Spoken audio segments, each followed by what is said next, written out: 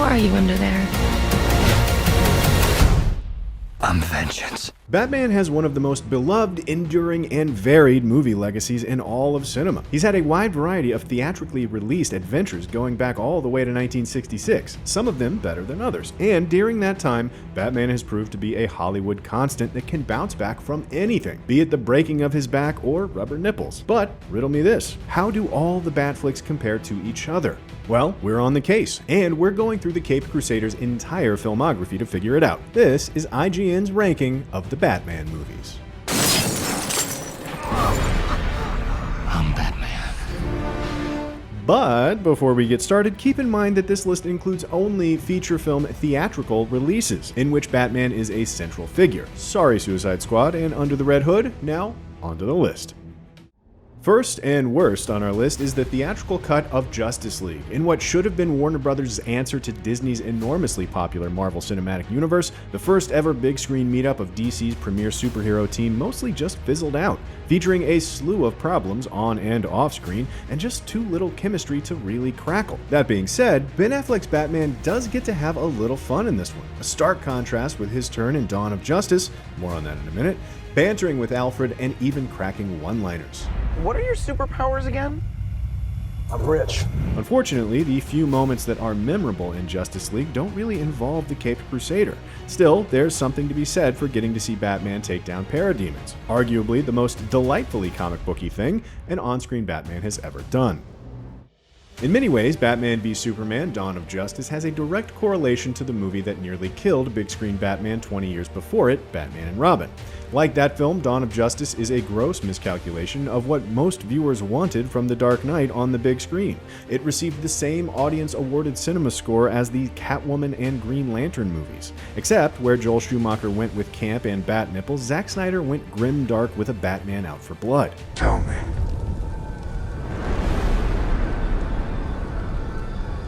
Do you bleed?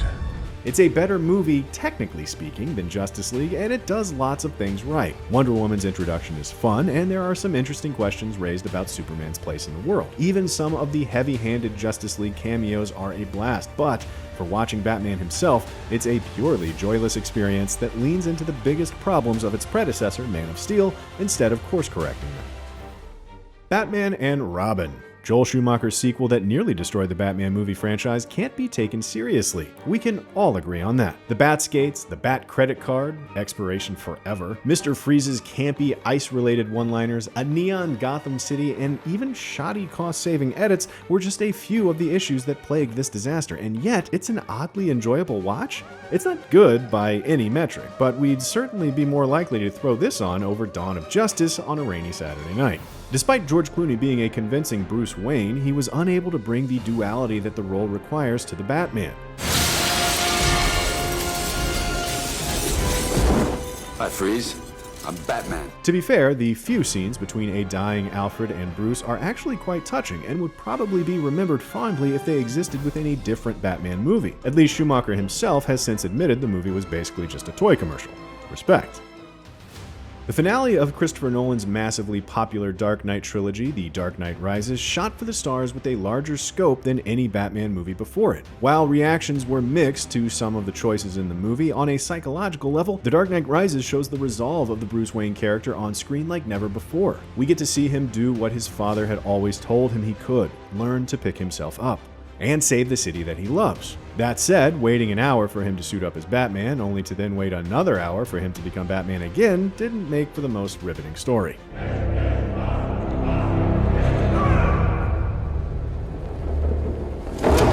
In a lot of ways, The Dark Knight Rises is more Batman Begins than it is The Dark Knight, bringing back a lot of elements from the first movie and making loads of callbacks. The Dark Knight Rises should be considered a great feat despite its shortcomings, if only for being the first wildly connective Batman tale ever told on screen, working in tandem with its two predecessors to tell the story of Bruce Wayne's time as the Dark Knight from beginning to end, while still reinforcing Nolan's idea of Batman in the first place to be a symbol of Gotham City no matter who is under the mask.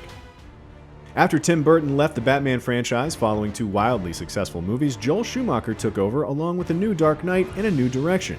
Batman Forever. Gotham became less gothic and more like a perpetual nightclub. Val Kilmer put on the cape and cowl, and Robin was thrown in for good measure. Batman Forever is strange. In today's Hollywood, it would be considered a reboot, but back in 1995, it was expected to be the continuation of Tim Burton's dark exploration of Gotham City and its inhabitants. We got a little of that, but it's more memorable for a peak Jim Carrey performance and Tommy Lee Jones doing his best Jack Nicholson impression. Therefore, heads we accept, and tails we blow your damn head off. At least Joel Schumacher took a big, glow-in-the-dark, campy swing with Batman Forever, and it gets bonus points for doing it more skillfully than his follow-up. Ultimately, it is a sincere attempt to explore Bruce Wayne as a character, even if its end result is a confounding plot that involves Bruce kind of forgetting why he became the Dark Knight to begin with.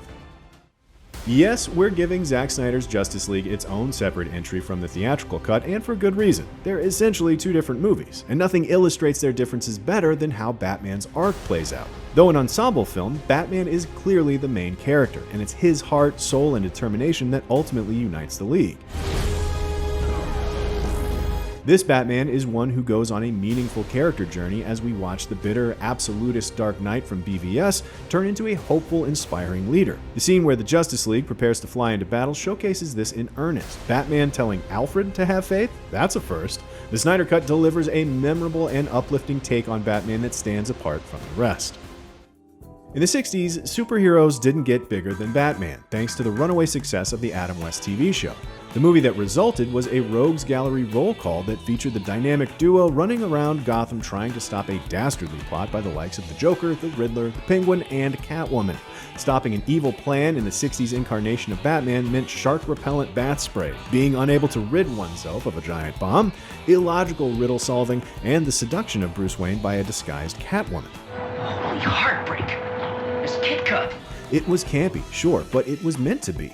While some diehard Bat fans might scoff at the idea of a silly incarnation of Batman, done on purpose no less, the genius of the Adam West version was that it was not only a commentary on 60s culture, but also the nature of Batman. He's a character that's meant to be adaptable to any story as silly or as serious as can be. In many ways, the spiritual successor to the 1960s Batman, the Lego Movie version of The Dark Knight proved so popular that he was spun off into his own feature film to hilarious results. The Lego Batman movie is a film made for fans by fans, chock full of deep-cut Easter eggs and callbacks to other big-screen versions of Batman, not to mention a cavalcade of other pop culture references. I've seen you go through similar phases in 2016 and 2012 and 2008 and 2005 and 1997 and 1995 and 1992 and 1989 and that weird one in 1966. Yet, despite all of the goofy fun contained within its 104-minute runtime, the Lego Batman movie still manages to distill the character down to the reason he's endured for over 80 years, his absolute unwillingness to give up, even in the face of seemingly unconquerable odds. Tim Burton's Batman sequel took the bigger and better sequel mantra to heart, delivering a darker, scarier Gotham City and not one but two iconic rogues in the Penguin and Catwoman. While Batman does some rather un-Batman-like things in returns, ultimately it's more about the vibe and tone of the world that Burton creates.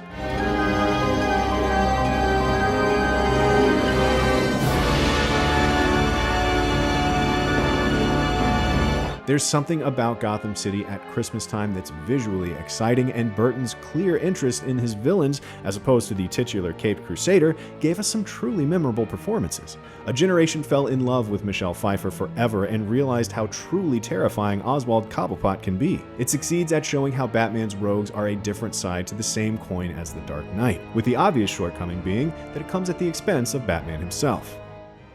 This was the one that changed everything. By the time 1989 rolled around, the Superman franchise had sputtered to a halt after the abysmal Superman 4, The Quest for Peace, and superhero flicks weren't getting made. But Warner Brothers took a chance on a fresh director named Tim Burton, and his visual flair and love of villains turned Batman into a pop culture marketing phenomenon.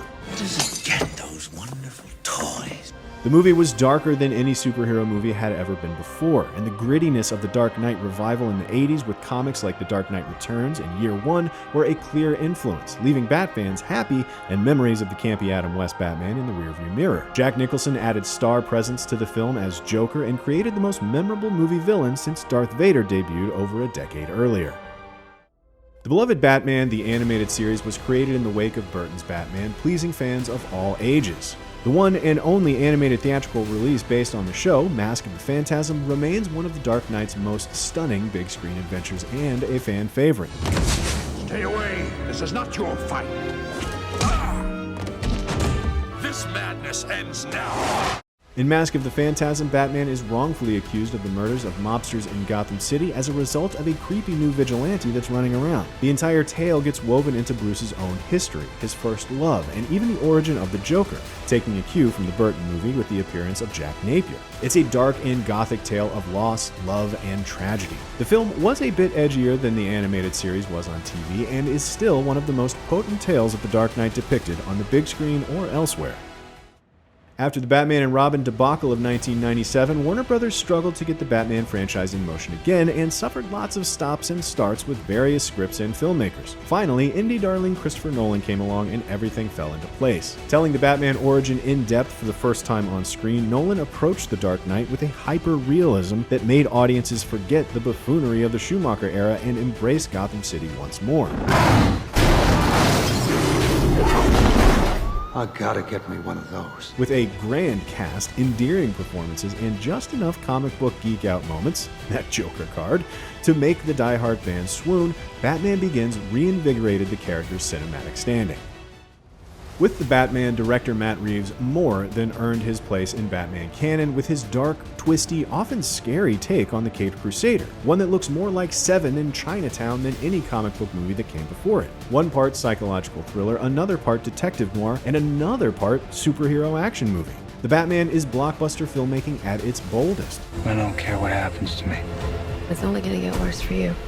Robert Pattinson set himself apart by playing a Dark Knight that feels much more at ease in the Batsuit than he does as Bruce Wayne, matched by Zoe Kravitz's beautifully layered performance as Selina Kyle and Paul Dano's terrifyingly unhinged Riddler. The Batman goes even darker and more grounded than Christopher Nolan's trilogy did, giving us a seedy Gotham that few people would choose to live in. Aided by Greg Fraser's grimly gorgeous cinematography and Michael Giacchino's sweeping score. While we consider The Batman to be a masterpiece in its own right, it wound up as number 2 on our list after a lengthy debate because it stands on the shoulders of another masterpiece that came out in 2008. How about a magic trick? Following on the heels of Batman Begins, The Dark Knight quickly became one of the most hyped movies of the decade. Helped by its amazing viral marketing campaign, the sequel quickly took on legendary status as the summer's most anticipated movie. Remarkably, it delivered beyond expectations. I think you and I are destined to do this forever. Nolan's middle chapter introduced the ultimate foil to Batman, Heath Ledger's Joker, and depicted how the arrival of a masked vigilante affected Gotham City and its citizens. The Dark Knight is essentially Gordon's speech about escalation at the end of Begins coming to fruition. Meanwhile, Bruce himself has to deal with what being Batman has forced him to sacrifice personally. It's a well-rounded movie that takes multiple plot threads and seamlessly weaves them towards an intensely thrilling climax, resulting in what remains the ultimate big-screen Batman story. For even more Bat rankings, check out how we rank the mini-movie Batsuits and how we rank the live-action Bat movie villains. For everything else, be sure to subscribe to IGN wherever you like to watch.